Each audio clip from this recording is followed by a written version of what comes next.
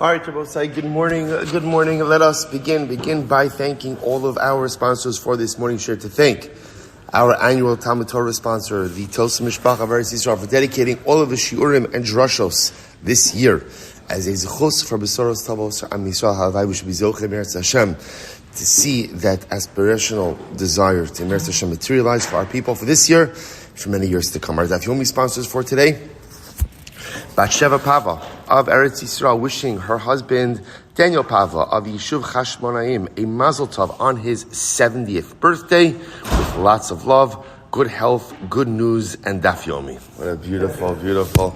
I can say we wish it's a great zechus Baruch Hashem to learn with Rav Daniel, and how we should be zochem Eretz Hashem to continue to swim through the Yam Shel Talmud Ameh ve'esem shanim tovos. Of course, as always, we dedicate our learning in the zechus of our precious hostages. May HaKadosh Baruch Hu Eretz Hashem bring them home b'shalom and b'karov, and the zechus of our holy soldiers, may they be successful b'chol ma'asei yedeihem. But with that, let us begin. We have a lot to do today. Today's daf is Mem Tes 49. We are picking up on Mem Ches Mabeis 48b Tan Rabbanon, about 10 lines up from before it becomes wide. Tan Rabbanon Harugei Malchus Nichsei Lamelech, those who are executed by the king. What happens to their property? So the Gemara posits their property goes to the king. Haruge Bezdin, but those who are executed by Bezdin, Nichsein Liyarshin, their property goes to their children. So an interesting distinction here. Rabbi Yehuda disagrees. Rabbi Yehuda says, Af Haruge Malchus Nichsein Liyarshin. Rabbi Yehuda says, no. Even those executed by the monarchy, their property goes to their children. So fundamental machlok is about what happens with the property of those who are executed. Again, Tanakama, if you're executed by the king takes your property. If you're executed by Bezin, it goes to your Yarshim. Rabbi Yehuda, even if you're executed by the king, your property goes to your inheritors, to your Yarshim. Amuli Rabbi Yehuda. So it says Rabbi Yehuda, Cham says Rabbi Yehuda, Valo kvar ne'emar, hine bekerem navos, asher yarad sham levishto, amar lahem. So we'll say, now interestingly enough, the Gemara says over like this. But by King Achav, the Navi tells the story that Achav was unfortunately a very evil king. Achav had a lot of good inside of him, but was an incredibly conflicted individual who was never fully able to rein himself in. So Achav desired a particular vineyard, a vineyard that belonged to a guy by the name of Navos. So Achav concocted an entire story that Navos went ahead and cursed the king. We're going to talk about this: curse the king, curse God, all these different things. And halach l'maisa, and as a result, what ended up happening afterwards is that he had Navos executed, and Achav took the vineyard. So you see from here that someone who was executed by the king gets his property by virtue of the fact that Achav got this vineyard after executing Navos. So this is what the Chacham says, Rabbi Yehuda. Amar lahem, Rabbi Yehuda says, no, it's not a good raya. Ben achi aviv haya v'raya liyarsha haya. No, in fact, interestingly enough, King Achav was related to Navos. He was related to him. So in fact, he was in the inheritance line. So all he needed to do was have Navos killed. Once Navos was killed, then he was able to go and take possession of the vineyard through the laws of inheritance. The Gemara says, what? But again, but Navos had a lot of sons. What happened to them in terms of inheritance? Amar lahem, so he responded, also v'esban of harag. In fact, Achav not only killed Navos, but he also killed Navos and Navos' sons. Shnei Amar, imlo es demei Navos ve'es demei banav ra'isi. But it's an overwhelming story. So Navos is executed by Achav. Not only is Navos executed, but Navos' children, his sons, are executed as well. Again, why? For what? For a vineyard. And this was the king. The king of Baruch Hashem, had everything, but yet again executed in order to go ahead and get this vineyard. Really dramatically amazing. So the Gemara goes back to Rabbanon. Rabbanon says, no. That does not literally mean sons, but rather again that actually refers to sons who were fit to come from Navos. In other words, Achav didn't actually execute Navos' kids, but instead what ended up happening over here is that Achav executed Navos. Navos himself was fit to have more children, but as a result of being executed, he never ended up having a family. Incredible. So So according to the opinion that says that when you go ahead and you execute someone is executed by the king, so their property goes to the king. Hainu dichsiv berach navos elokim umelach. So this is interesting. All in the Achav story. First white line on Mem Chesed base 48b. When Achav set up Navos, so remember again, the way he sets him up is he makes a claim that Navos cursed the king and cursed God. They did both, cursed the king, cursed. Now, by the way, this was an intricate plan because Navos also hired witnesses, right? The witnesses testified falsely against, Achav hired witnesses to testify against Navos. So what they testified against was that Beirach Navos Elokim Umelech. So Navos cursed God and he also cursed the king. So the Gemara says, listen to this. So so I understand why the witnesses had to say that Navos cursed the king. Because according to the Chachamim, ultimately again, that those executed by the king, their property goes to the king. That's remember what Achav wanted at the end. But according to the opinion that says that even if you're executed by the king, your property goes to the inheritors, then why did the false testimony have to include that Navos cursed the king? Who cares? Well, using your logic, Elokim lamali. Why did the witnesses have to lie and say that Navos cursed God? Or is cursing God? Remember again, cursing God is punishable by what? By death. Execution. Who do you get executed by? Beis Din. Everyone agrees that if you're executed by Beis Din, what happens to your property? It goes to your kids. So, in other words, what's happening here altogether? To which the Gemara listen to this. Ella lafushe rischa. Rather, again, what Achav's plan was to go ahead and really create a tremendous sense of animosity and anger towards Navos. That people would be like so incredulous. They'd be so overwhelmed by what Navos did, cursing the king, cursing God.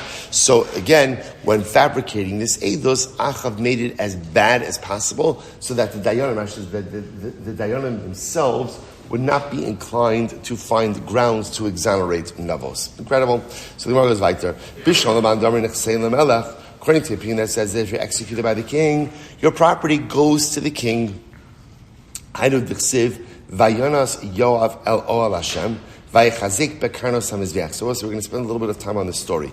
When David HaMelech died, he gave his son Shlomo a number of instructions.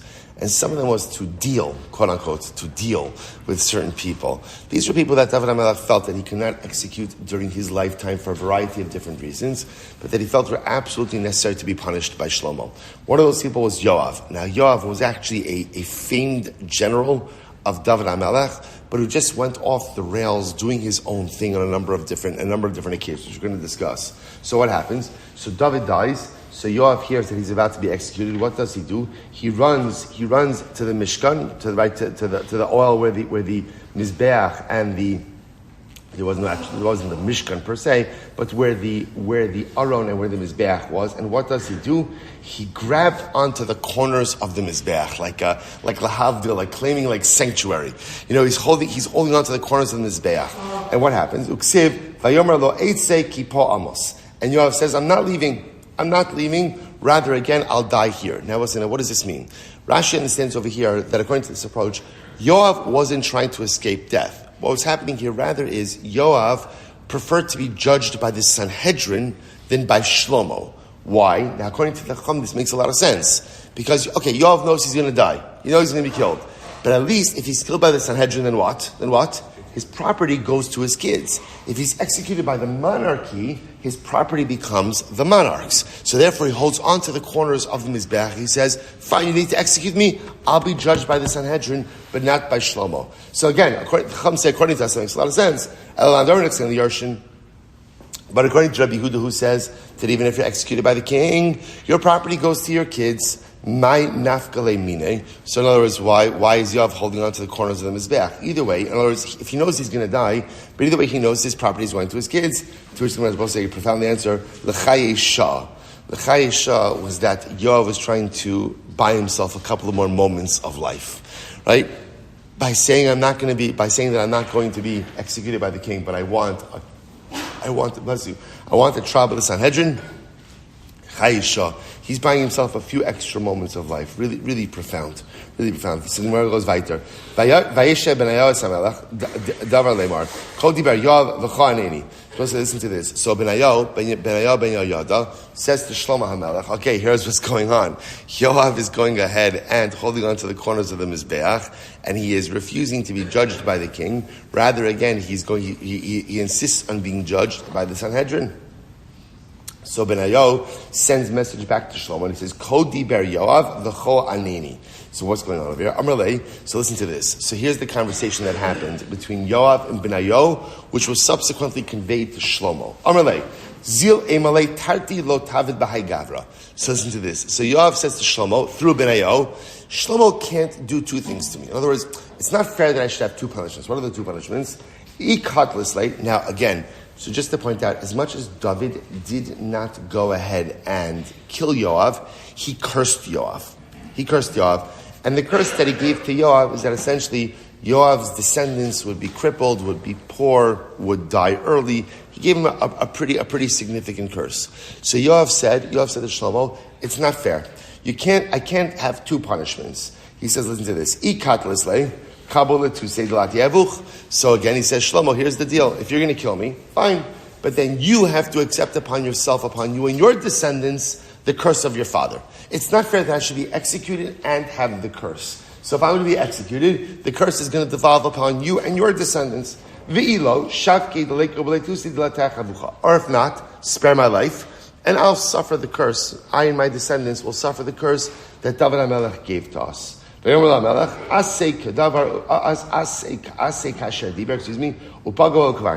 Shlomo says, fine. He kills Yoav, and Shlomo accepts the curse of David upon himself and his family. Again, we'll see exactly what this means in just a little bit. Amar Yehuda Amarav, Kol Klalos Shekilo David Es Yoav Niskayim B'Zara Shel David. And then, tragically enough, the curse that David leveled upon Yoav actually boomeranged back onto David HaMelech's family, Shlomo and his descendants, David and his descendants. For example, Ai Karis Mibeis Yoav Zav U'Metzora U'Machzik B'Pelach. So remember, this was the curse that David gave to Yoav. So the curse that he gave to Yoav, your descendants will be, all amongst them will be Zav, Mitzorah, Tsaras, Machzik Bapelach means supported by a cane, right? Crippled, supported by a cane. Nofel Bacherev, stricken down by the sword. Chaser Lechem, without bread, poor. And the Gemara now points out all of these curses came true in David HaMelech's descendants. Zav me Rechavam, who was the son of Shlomo, became a Zav. D'chsev, HaMelech Rechavam his amitz lalos b'merkava, lanos Yerushalayim. D'chsev, v'chala merkav, asher yirkav alav azav yitma. So the Gemara just points out over here the symmetrical lashonos between what happened to these individuals and the particular maladies. Mitzora, Uzio became Mitzora, D'chsev, u'bechazkas kava libo ad lahashchis vayima ba'ashem elakav, Vayavo al el heichal Hashem lahagtu am mizbeach hakitor. So ksiv vatzaras zarcha b'metzcho. Okay, machzik b'pelach. Who had to be supported by a cane? That's Asa. Again, these are all kings descended from David HaMelech, from Shlomo. So me Asa machzik b'pelach me Asa. The ksiv rak le'ez ziknos ochala es raglov. Avar Rabbi Yehuda Marav sha'achso pudgara. He was seized by this ailment called pudgara, which required him to use a cane. The Gemara says, by the way, what's pudgara? Amarle Marzucha Breid Rav Nachman, Hechidami. What's pudgara? Kimachat bebasar hachai.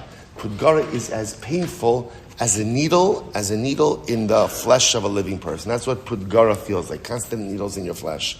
So the Gemara says, by the way, right, so Rav Nachman is answering this. The Gemara says, by the way, Mina Yada, how did Rav Nachman know this? How did Rav Nachman know what pudgara was? To which the Gemara says, Ibais Ema, Mechish Havichayish Bey. So we'll say, so it could very well be Rav Nachman himself suffered from pudgara.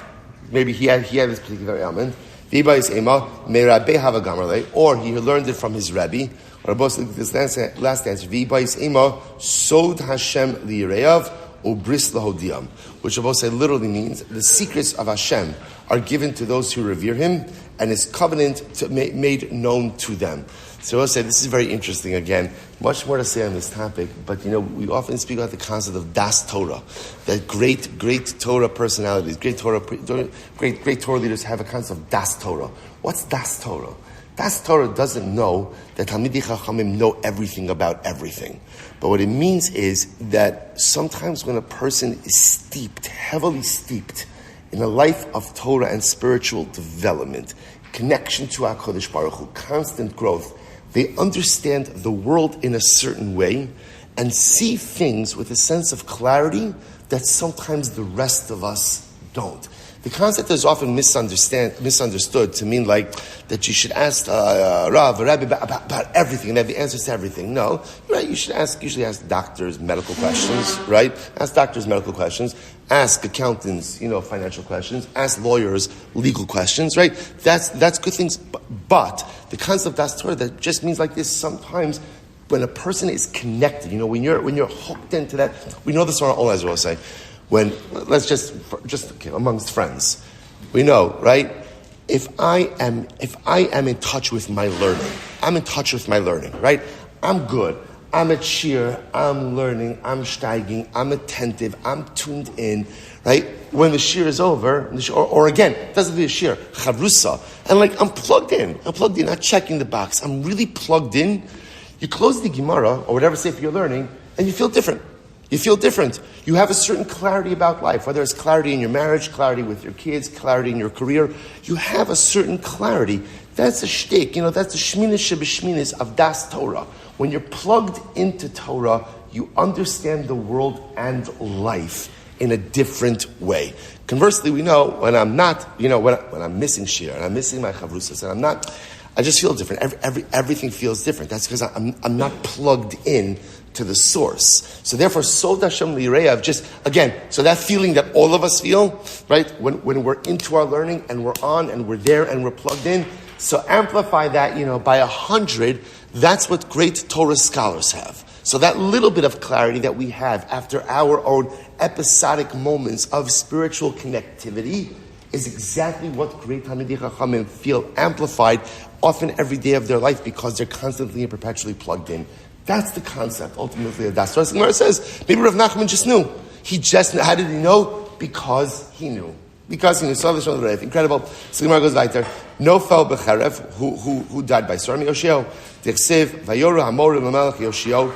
So we'll say, this is, by the way, this is when Yoshio was killed by Paro Necho, who was the king of Ashur, right? This is where, again, Ashur wanted to lead his army through Eretz Yisrael. Not start war, he just wanted to bypass Eretz Yisrael. And Yoshio was so convinced of the people's righteousness that he refused to allow a foreign army to march through.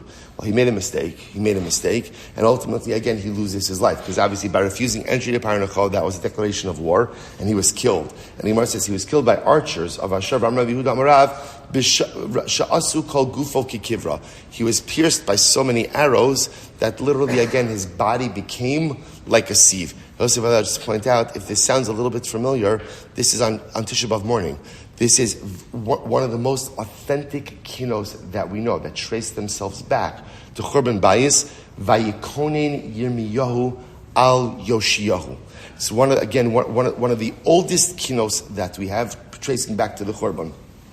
Okay, so more goes right to Bechasra Lachem, who was lacking bread, Michanya, Dichsev, Va'aruchaso, Arucha Tamid Nas Nolo. Okay, suppose we learned about Yechanya. We learned about Yechanya a couple of days ago, right? Yechanya exiled by his Rishon. Amar Rav Yehuda, Amar Rav Hanu Dami Inshi. So we'll say so just by the way, just to kind of reconnect us, right? So Yoav says to Shlomo, you can't do both, right? In other words, that you can't go ahead and execute me. You can't execute me and also go ahead and have me receive the curses. So if you're going to execute me, then you're taking the curses upon yourself. Shlomo orders him to be executed, and apparently he's makabel the curses upon himself. So we'll say, this Gemara says something amazing. So we'll say, by the way, let's leave this. This is what people say, or this leads people to say the following saying, top of Memtes, Tehei lota velo tehei lata. Better to be the one who is cursed than to be the one who curses. Why? What does it mean? when a person delivers a curse, unfortunately, sometimes it's only a matter of time until that very curse boomerangs back on you. So David HaMelech delivered a curse to Yoav, and again, a justifiable curse. But at the end of the day, he cursed another Yid, and what ended up happening? The curse boomeranged back upon him and his family. A profound Gemara. Take a look at Rashi for just a moment. Rashi says, Tehei luta v'lo lota. Noach l'cha lios mina mekulalim. So isn't this incredible? Better to be amongst those who are cursed, v'lo min ha-mekalalim, and not among those who curse. Lefisha sov kilalas chosam. Sorry, shesov kilas chinam lashuv ala makalo, because the curse has a way of boomeranging back. We'll say first of all, just so you understand over here, this whole chap of because the curse was uttered by David HaMelech, we see this concept so many times throughout Shas that the words of a tzaddik create a reality, almost like an irreversible reality that cannot be undone. So once that curse was uttered and came into the world, that was a fact. It was going to happen. Now the only shaila was upon whom was it going to devolve. So an incredible idea. Better to be the ones who are cursed than to be the ones who curse. Incredible. Asur Yoav, so what's the dynasty? So what happened? So again, let's go back there. So they brought Yoav. They brought Yoav ultimately again to be judged. And they said to Yoav, Amarle, my time katlase la Avner. Why did you kill Avner? Now, we're going to see that Yoav was really brought to trial for a number of different things. One of the things that he was not accused of, he did it, is he killed Avner ben Ner. Okay, so we'll say a lot of these stories are just so complex because they occur during a complex time in Klal Yisrael's history, the transition of the monarchy between Shaul and David. So Avner ben Ner was one of the generals, the primary generals of Shaul. When Shaul died, he supported Shaul's son Ishbosheth to the monarchy. But then Avner ben Ner has a change of heart, and he decides that, you know what, David is the future of Klal Yisrael, and David offers him a peaceful transition over to his side. David HaMelech is not interested in war with anyone within Klal Yisrael, so he offers him Yoav. Now remember, Yoav, who was a general of David HaMelech, had a profound distrust for Avner. And he was raged that David HaMelech offered him to spare his life and offered him a position in the army. He just couldn't believe it. See, he killed Avner. So Yoav killed Avner. So that's one of the things that David never forget. And again, the problem is all of these things. One of the hardest things about leadership is that, remember, when a person is in a leadership position, anything that happens in the under him is his responsibility. That's the way it works with or at least effective leadership is when a leader takes responsibility for everything. So for David, as much as David didn't kill Avner, his general did. As such, again, for David, that represented a heightened sense of culpability. So therefore, Yoav is judged for killing. So they ask, number one, why'd you kill Avner? Amarle, Goal Hadam Da'asal Havi. Because Avner killed my brother Asal. Which is true, right? We'll see in just a moment. He killed my brother Asal, and therefore I'm a Goal Adam. So the Gemara says, come on. Asal wrote Pava. Yeah, do you know why Avner killed Asal? Because Asal was running after Avner to kill Avner. This was war. He was running after Avner to kill Avner. So yeah, Avner killed Asal in order to save his life. Amarle, havalo lahatzilo be'echamei varav. So I understand. Avner had to stop Asal in some way. But he could have injured him. He could have maimed him, right? I don't know, whatever, hurt him in the leg or give him some type of injury that prevents him from pursuing you, but you didn't have to kill him. So Amarle lo yachal. No, when someone's pursuing you to kill you, you often don't have the luxury of trying to figure out how could I injure him in order to stop him. You just have to stop him. Whatever you have to do to stop him, you stop him. So to which Yoav said that doesn't make any sense. Amarle hashta bedofen chamishes kivan leidichsiv vayakeo Avner ba'acharei achonis el achomesh. So also listen to this. So Yoav said, I don't buy it. Because if you look at the way that Avner killed Asal, he killed him in a very specific way. He killed him with a strike of the spear underneath the fifth rib. Right? It's a very precision strike. Now, why would you strike someone under the fifth rib? B'makom shemara v'kaveh tuluyin ba. Apparently, it's the area where the gallbladder and the liver intersect, or are next to each other, so you could get them both. It's a death blow. So Avner says, come on. A skilled soldier who could deliver such a precision strike to someone who's pursuing them underneath the fifth rib, and you're telling me that he couldn't just injure him to stop him from pursuing him, he had to kill him like that? I don't buy it. Therefore, Yoav says, I was justified in killing Avner, because at the end of the day, Avner killed my brother. I'm the Gol Adam. I had a right to do that. Amalei, Nizal Avner. Fine. So Bezin said, fine, let's leave aside Avner. Let's move on to the next thing. My timer kat lase la amasa. Why did you kill Amasa? Like you said, you have killed like a lot of people. Right? Why? So fine. Even if you have a good argument for Avner, why did you kill Amasa? So Amasa. First, why lied? Amasa mar b'malchus hava. It's very simple. Very simple. Amasa defied the king. Amasa defied David. Now, both say the halacha by mori b'malchus. The halacha by mori b'malchus is execution. By the way, there's no judge and jury. If you defy the king, you're done. So, I often thought, two things I think are going to be an interesting adjustment in Meretz Hashem when Mashiach comes. So number one, there's one Beis HaMikdash. There's one Beis HaMikdash, right? This is very important, right? There's not like the young Israel of the Beis HaMikdash, right? The Agud of the Beis HaMikdash, the Hasidish Beis HaMikdash, the Litvish Beis HaMikdash, Hashkama Beis HaMikdash, Leit Binyan Beis HaMikdash, Kalbach Beis HaMikdash. There's one Beis HaMikdash. And it's going to be fascinating and beautiful and incredible to see how Klal Yisrael gets its act together and is able to exist under one roof. The other thing is going to be our adjustment to a king. It's going to be a big adjustment. Because you understand, we are very used to different leadership models, where often leaders really make suggestions, right? Much more than decisions. And let's say a king and a monarchy, whatever the king says is what you do. And if you defy, the punishment is death. That's called Mor B'Malchus. And again, there's no appeal, there's no but 1 second, this is my opinion. Just such 2,000 years we haven't lived with a king, and we've lived in different kinds of countries, especially now, and even Eretz Yisrael, like democratic societies where it lives, but a king is an absolute authority. Now again, we saw before, it's not totally absolute, there is a checks and balances for the king as well. But Lamaisa, when the king says something, the king says something. So therefore, again, Yoav says, I killed Amasa because he was Mar B'Malchus. What did he do? Listen to this. The Chsiv, Vayor Melech Amasa, Hazek Lias issue the Shloshes Yom. So the king said to Amasa, I need you to gather everybody for me in 3 days.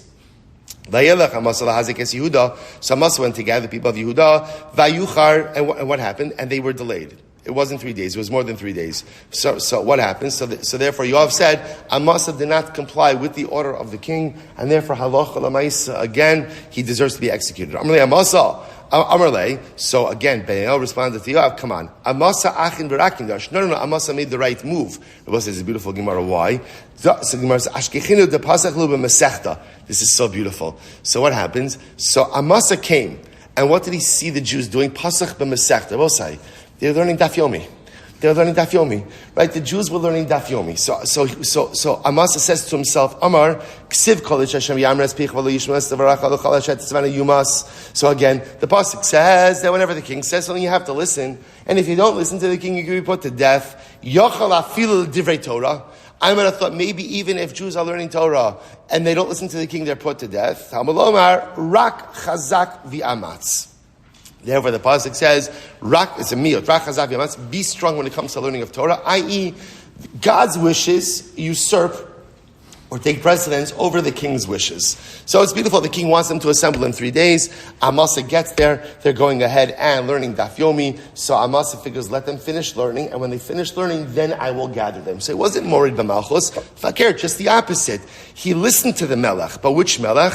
HaKadosh Baruch Hu. Because the desires and wishes of the Ribono Shel Olam are more important than the desires and wishes of a human king. So therefore, again, the Beis Din Benayot says to Yoav, you had no right to kill Amasa. Elahu Gavra, the Gemara says, Elahu Gavra, Mar Malchus Hava. Rather, again, the Benayo or the Beis Din says to Yoav, if anyone was Morid B'Malchus, anyone rebelled against the king, it was you. You rebelled against the king. Dichsiv, Vashmua Ba'a Ad Yoav, Ki Yoav Nata Acharei Adon Yoav Acharei Avshalom. Acharei Avshalom no Nata. Supposed to listen to this, because the pasuk says, news came to Yoav that Yoav veered after Adonio, and ultimately again, but after Avshalom, he did not veer. Now, this is incredibly important. I will say, now remember again, David HaMelech faced multiple rebellions in his lifetime. One was by Adoniah ben Chagis, actually out of chronological order, right? And Adoniah ben Chagis was the son of David, who proclaimed himself as king when David was dying in his deathbed, right? Adoniah ben Chagis misnaseh lemar ani emloch. So he proclaimed himself as king. He figured David's dying. David did not appoint an explicit heir. So therefore, again, he declared, now Avshalom was a much more brutal and violent rebellion. So the Gemara says that Yoav, not the Acharei Adoniah, again, he followed after Adoniah ben Chagis, but after Avshalom, he did not follow. My lo not. What does it mean he didn't follow? Or he didn't, not that doesn't even mean follow. Not that means like to veer. He says, Amar Yehuda shebikesh lintos v'lo nata. He wanted to follow Avshalom. In his heart, he wanted to follow Avshalom, but he didn't. My time v'lo nata. Amar Belazar adayin lichluki shel David kayemes. Because David HaMelech had his youthful vigor. When Avshalom rebelled, David was still strong. He was young and vital. And as such, again, Yoav was smart enough to know David's going to win this. So Yoav was also smart enough to know to pick the winning side. But he wanted to follow Avshalom. David, literally again, David's astrologers were still alive. Now, who does that does mean it literally astrologers? We saw this Gemara before. David HaMelech had 400 sons who were born to Yifas Torah wives, war brides. So the Gemara says, Kulan b'nei Yifas Torah hayu, umegadle beloris. They grew their beloros. Let's remember again, we talked about the beloros. The beloros is like the ponytail, right? The long piece of hair that the Ovdei Avodah, the Zara, would go ahead and grow. And they would be the leaders of David HaMelech's army. They were the muscle of David HaMelech. I guess I will say, interestingly enough, when David HaMelech's army went out to war, when other nations saw soldiers that appeared to be Gentile soldiers fighting for David, it was very scary, because suddenly, again, it felt like it wasn't just the Jews who were aligned with David, but rather, again, it was even Gentile nations who were aligned with David. Okay, so therefore, again, Yoav was smart enough to know David's got all this muscle. He's got all this muscle. Probably not a good idea. But again, in Yoav's heart, first of all, he followed Adoniah ben Chagis, so he was part of one rebellion, and he would have been part of Avshalom's rebellion had he thought that Avshalom had a better chance. Upligid Rabbi Abba bar Kana. So we'll say, so remember, the common denominator in this entire sugya so far is that Yoav was antagonistic to David, right? He was antagonistic to David. That again, here, this last piece, actively antagonistic in that he joined one rebellion, Adoniah, and was ready to join a second rebellion, Avshalom. Now the Gemara says, I just want to point out, there's another total version to this story. So the Gemara says, Rabbi Abba bar Kana, don't Rabbi bar Kana, Ilmalei David lo asa Yoav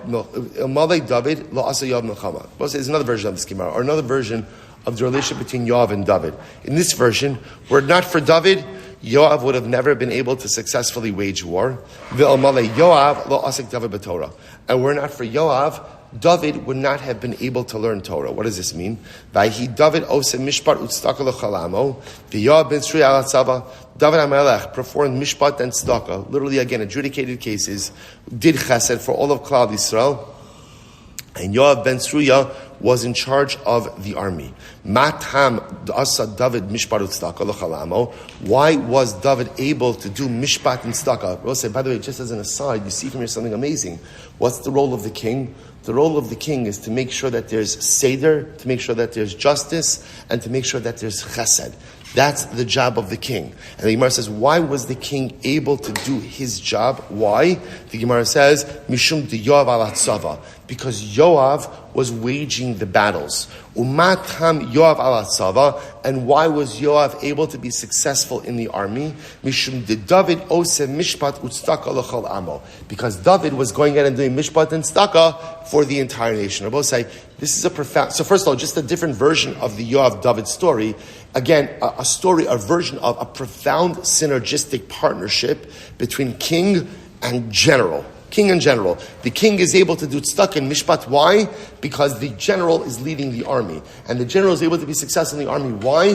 Because the king is leading tzedakah and mishpat. Which I will say, by the way, is also a profound model for just, we'll call it organizational success.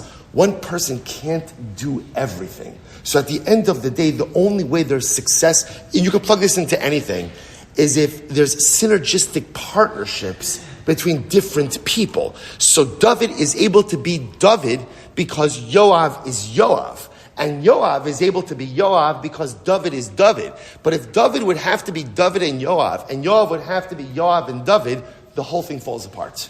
The whole thing falls. Profound idea. And you say yourself, David, you're super talented. And by the way, David HaMelech was a warrior also. Let's understand that. I always say, whenever you see paintings of David HaMelech, right, he's always sitting with what? What is he always sitting with?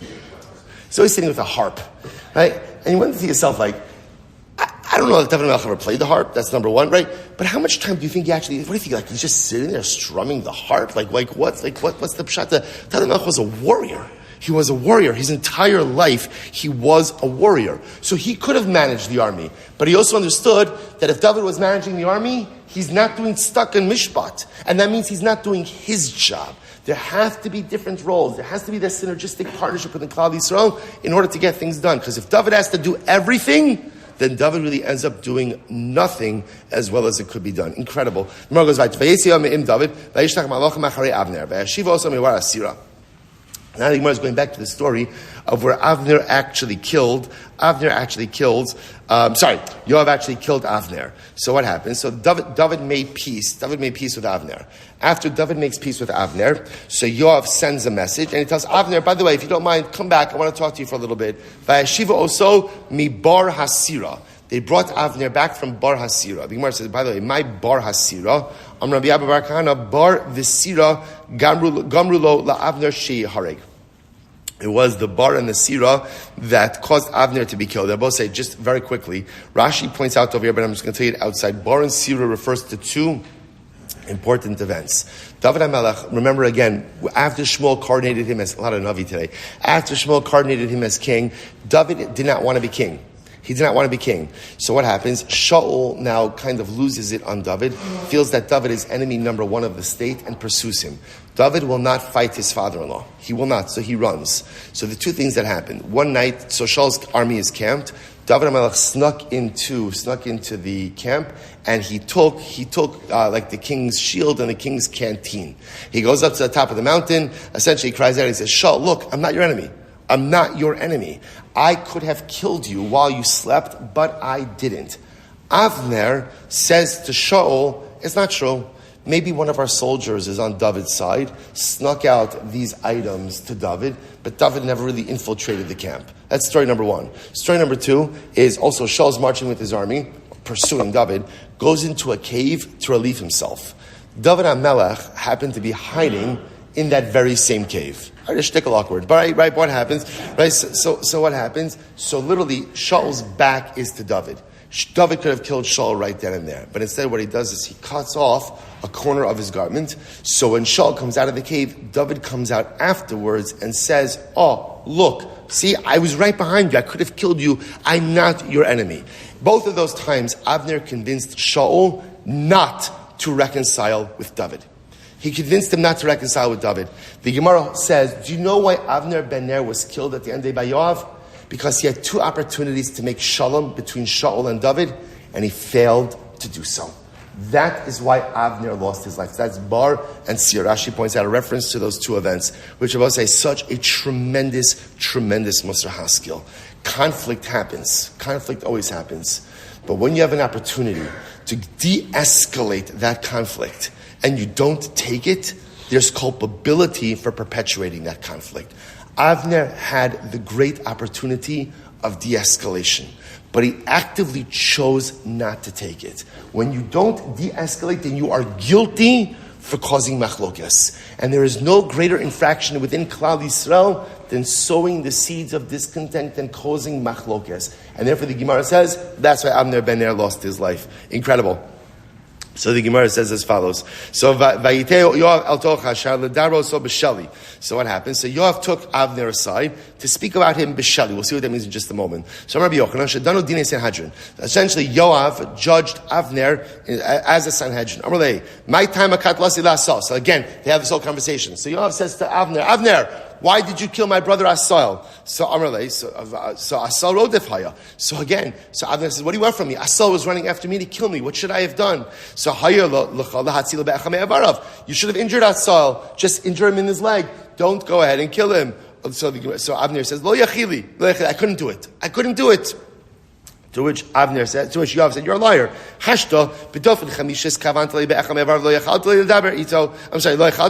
He says, come on. You killed my brother by striking him underneath the fifth rib, like we saw before, gallbladder and liver. You dafka did that. That was a precision blow. Someone who could deliver such a precision blow could have also injured my brother in his leg. He would have no longer pursued you, and that would have been the end of it. So you're a liar. You could have injured him. You killed him, and therefore, again, I'm going to kill you. So the Gemara says, L'daber ito b'shali. What does that mean? To speak with him b'shali. Amar Rabbi Yehuda Amar Rav, al iske shalo, or shalo. So say, Rashi points, it's fascinating. So Avner, how did Yoav, so remember again, Yoav calls Avner back. So David, just to understand the timeline over here, David made peace with Avner. Avner is going on his own. Yoav calls back Avner. Now, Yoav, so Avner, there's no reason to think that anything is going on. So the Gemara says over here that he asked Avner an interesting question. Avner was a big Talmud Chacham. He says, Avner, let me ask you, how is it if a woman doesn't have arms, or doesn't have hands, how does she do chalitza? Because after she has to remove the shoe. So Avner said, I guess she could untie it with her teeth. So Yoav says to Avner, how exactly would that work? So Avner says, I'll show you. And he bends down. So he bends down and leaves himself exposed. That's when Yoav killed him. So that's what it says, Vaidaber. So the lashon over here of ledaber also b'sheli is a play on words. Shalo, like shalof ish na'alo, right? Take off the shoe. So he killed him because he was asking him a question on chalitza. Avner had his guard down because he thought he had made peace with David and his generals, and therefore he was killed then. Incredible. So again, interestingly enough, how does Yoav kill Avner? Underneath the fifth rib. So Rabbi Yochanan b'dofen chamishas makom shemar v'kavei teluyin bo. Okay, so he killed him underneath the besuros. Apparently, at least biblically, that fifth rib blow, that was the death shot, right? That was it. So he killed him in that same way. So the Gemara goes weiter. So the Gemara says, "V'heishiv Hashem estamo arosho asher paga b'shnei anashim tzadikim v'tovim imenu." So the Gemara says that Hashem. So now, when Yoav himself is being executed, so the lashon of the pasuk is that Hashem will go ahead and repay Yoav for the blood he has shed, because he killed two people who were tzaddikim and tovim mimenu, people who were righteous and better than Yoav himself. Tovim, what does he mean they were good? Shayudarshan achen v'rakin. So again, that's a reference to Amasa, right? Amasa, because Yoav killed Amasa because he said he was marred b'malchus. He wasn't marred b'malchus. He just felt that covet to Hashem trumps covet to the covet to Hakadosh Baruch Hu trumps covet to the king, right? V'hu lo darash tzadikim shehein bepeh v'lo asu v'hu bi'igeres asa. So I will say this is incredible. One of the things that Avner did not do is when ultimately, again, when Shaul wanted to wipe out the city of Nov, so ultimately, again, Avner did not do it. Avner would not comply with that command, even though Shaul said it verbally. On the other hand, when David commanded Yoav to place Uriah Hitti on the front lines, which was an incorrect thing to do, right? He did it through a letter, and Yoav still complied. Incredible. So the Gemara goes weiter. Va'amasa lo nishmar b'cherev shabiyad Yoav amarav shelo chashtu. So remember again, Amasa didn't think that Yoav was going to do it. He didn't watch himself, and therefore again Yoav was able to kill him. Vayikbar b'beisa b'midbar. So now Yoav is executed. Both say Yoav is executed. So now what happened? The pasuk says he was buried in his house in the desert. So atu beisa b'midbar. I understand Yoav's house is in the desert. What does that mean? Amar Rabbi Yehuda Amarav kimidbar. Yoav's home was like a midbar. What does that mean? Ma midbar mufkar lakol. Af beiso shayoav mufkar lakol. So we'll say, so part of Yoav's punishment was his property wasn't even taken by the king. Instead, what happened to his property? It was made hefker. Just like the desert is hefker, Yoav's property was made hefker as well. Davar achar, another possibility is kimidbar, mad midbar menuka migezel va'arayos, af beiso shayoav menuka migezel va'arayos. Other possibility is that Yoav's house was like a midbar. What does this mean? Just like in the midbar, there's no geza, there's no theft. Why is there no theft? There's nothing to steal, and there's no arayas, there's no immorality. Why not? Because again, there's not really people there. So just like the desert is clean from theft and immorality, so too Yoav's house was clean from theft and immorality. What does that mean? That Yoav, literally again, it sounds like he supported a lot of the city. What whatever Yoav ate, even the greatest delicacies. Rashi says over here, these were different types of fish, which were delicacies. Yoav would share everything he had with the poor. Even the greatest of delicacies, he would always share whatever he had with the poor of the city. So we'll say, it's quite an amazing way to end the narrative, right? Because the entire Gemara is talking about the duplicity of Yoav, right? Killing people who were unsuspecting, going over to rebellions. Yet, how does the sugya end? That Yoav was a tzaddik. Yoav was a tzaddik. His home, there was not a trace of immorality or theft in his home. That Yoav was incredibly generous. Anything that he had, he shared with everything. So we'll say, so what's going on over here? Like, how do you reconcile this? So I'll say, how do you reconcile that? We live with this every single day. Even great people do terrible things. And even great tzaddikim make significant mistakes. It's not a stira. Each of us have parts of us that are incredibly beautiful, holy, and incredible. And then we have other parts of us that are incredibly compromised, broken, and impure. That's the way that it is. And that's the inconsistency we live. But the incredible part is, my impurities don't obscure my pieties. I don't know if that's the word pieties, pieticiousness, right? But on the other hand, my tzidkus, my righteousness, also doesn't go ahead and eclipse my negativity. We live in this constant state of almost inherent contradiction. That is the nature of the human condition. Even a Yoav, who was clearly so duplicitous in his behavior, yet had so many elements of himself that were so profoundly righteous. The beautiful part of the Tzavosa is this is what gives us the ability to do tshuva. This is why no matter how badly I mess up in life, I can always turn myself around. Why? Because for everyone, there's always that bucket of good that is still there. There's always that beauty that is still there. So no matter how bad the bad parts are, because the good is there, I can simply rebuild from that. Hadron Allah, Nigmar Rabosai, Mazal Tov. Mem Tesson Beis. Arba Misos, Nismul Beis. Therefore, there are types of execution given over to Beis Din. Skila, Sreifa, Hereg, Bechanek, Skila stoning, Sreifa, burning. We're going to go through all of these. Skila we did already. Sreifa, burning, Hereg, means, again, decapitation. Repasha is decapitation with a sword. And chenek, strangulation. So I'll say that's the order. Rabbi Shimon, we're going to see that what the Mishnah is saying is like this. The order of the Mishnah, Rashi points out over here, is Dafka Nakit Sidra. This is an order of severity. Right? Skila Chamura, so again, most Chamura Skila, so on and so forth, right? From most severe to least severe. Rabbi Shimon disagrees. He says, Sreifa, Skila, Hereg, Chenek veHereg, Zom says what? Rabbi Shimon disagrees. Rabbi Shimon says the order is like this, Sreifa, Skila, Chenek veHereg. All right, we'll have to see exactly what the Machlokes is over here. Zu, Mitzvahs Haneskalin. I will say, that which we learned before, we learned all about Skila, right? Because we went through the entire process of Skila. Says the Gemara, Amar Rava, Amar Rav Schora. Amar Rav Huna. Kol makom sheshanu chacham derech minyan, ein muktam umu'uchar, chutz mishiva saman. So we'll say, so in general, whenever Chazal make a list, right? Whenever they make a list, so the halacha is, the order is not really order specific. It's just a list. Except in certain cases, except for example, the Shiva Samamonim. Now both say, now this nan, what's this case? This nan, Shiva Samamonim ma'avir ala kasam. So both say, so let's say again, a woman has a stain on her garment.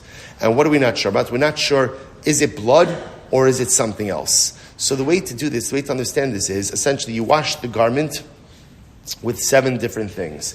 If after washing it with 7 different things, it still remains, then halacha l'maisa, it's blood. It's blood. So what are the 7 things? So the Gemara says, rok tafel, saliva, may grisen, saliva after from eating oats, may raglayim, urine, neser, boris, komila. These are different types of cleaning agents. So both say, and the order over here is very specific. V'katani seifa, ha'avirin shaloki sidran, osha avirin shivasan ke'echalo asav lo klum. If you use these cleaning agents out of order, or if you use them all at once, the process is invalidated.